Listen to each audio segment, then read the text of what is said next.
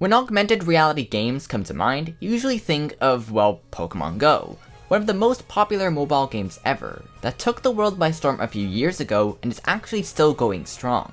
But one of the biggest franchises in history decided to rival the success of this popular trend with the hopes of beating its competition. This game is Minecraft Earth, a similar game to that of Pokemon Go, with Minecraft branding and a more ambitious take on augmented reality. So today we're going to take a look at the game, its history and development, and what eventually led to its shutdown. So before we begin, don't forget to hit the subscribe button to see future videos heading your way, and let's get started.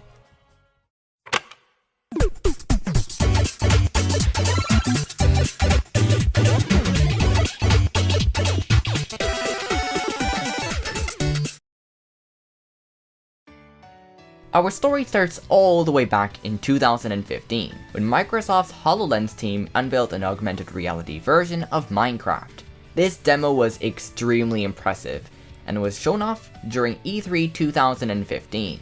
But that was the last time we have ever seen that demo, as it was never released, and I believe HoloLens is still in development currently or something, but that's a topic for another time.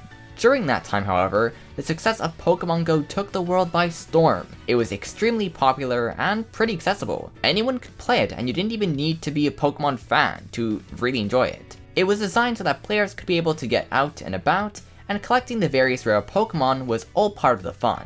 Microsoft obviously took note of this, and decided to take their most popular IP, Minecraft, and pretty much create a similar game. Since Pokemon Go also had the AR element integrated, Microsoft decided to take their HoloLens demo and adapt it into mobile phones. And with AR also becoming more efficient and accessible to use to some extent, this was the concept that pretty much ignited the project. This project would then become Minecraft Earth.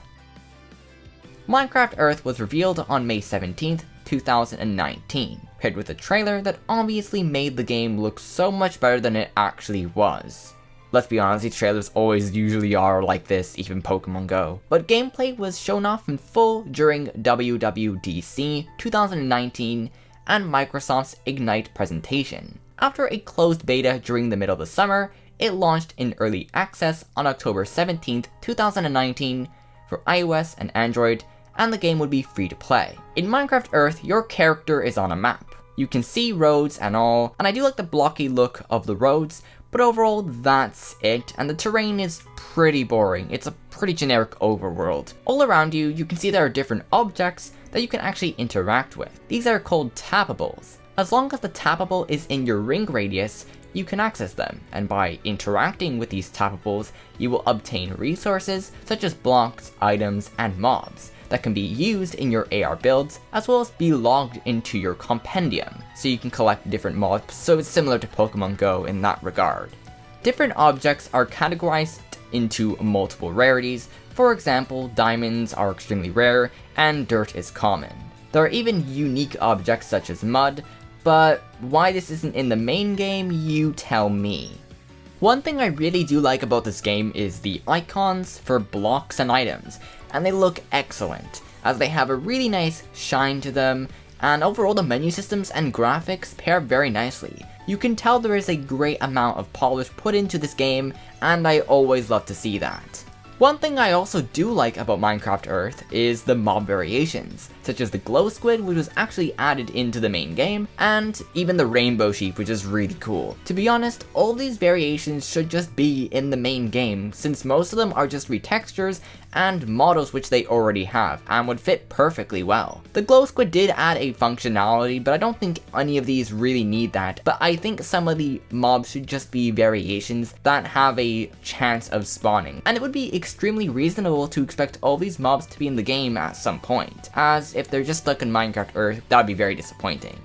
Now let's talk about the AR portion of the game. There are build plates and adventures. These both run on the Minecraft Bedrock engine, hence why the graphics look very similar. Build plates act sort of like creative, however, like survival mode, you have limited blocks and items that you can use. And don't forget about the limited space that you can build on, as it's extremely challenging to build anything that looks remotely like a house. Different build plates do have different sizes and biome themes and stuff like that. However, there really isn't much incentive to bother building anything, as at that point, I might as well just boot up Minecraft on my phone or my Switch and build something there. So it's a fairly novel experience, and is only cool for 5 seconds until you turn it off and actually play the main game. So that's how I kind of feel about that.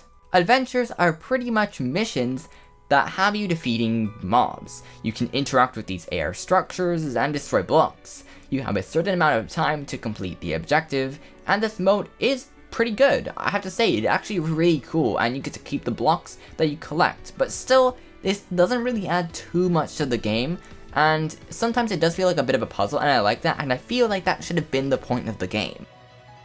But interestingly, the AR mode does have multiplayer. However, I didn't know anyone who actually had the game at all, so my guess is that no one really used it. But it is a cool idea, but at that point, again, you might as well just boot up Minecraft and invite someone else to your world and play there, as that would probably be a lot more fun, and might not look so awkward to someone who isn't playing the game. This game also has achievements and other side things that can give you rubies. These are the game's main currency, which you can buy stuff with them, such as build plates, customizables, and even boosts.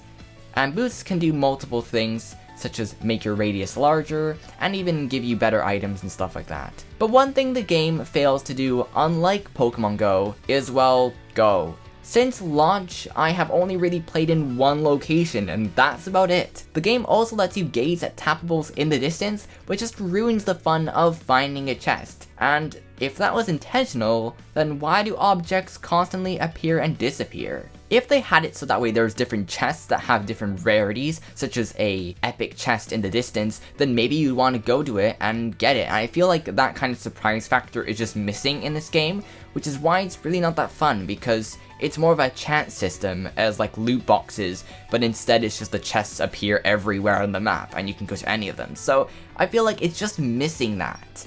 All you really need to do is keep your device open, and when a tappable appears, you just, well, tap. So this pretty much defeats the entire purpose of the game and going outside entirely.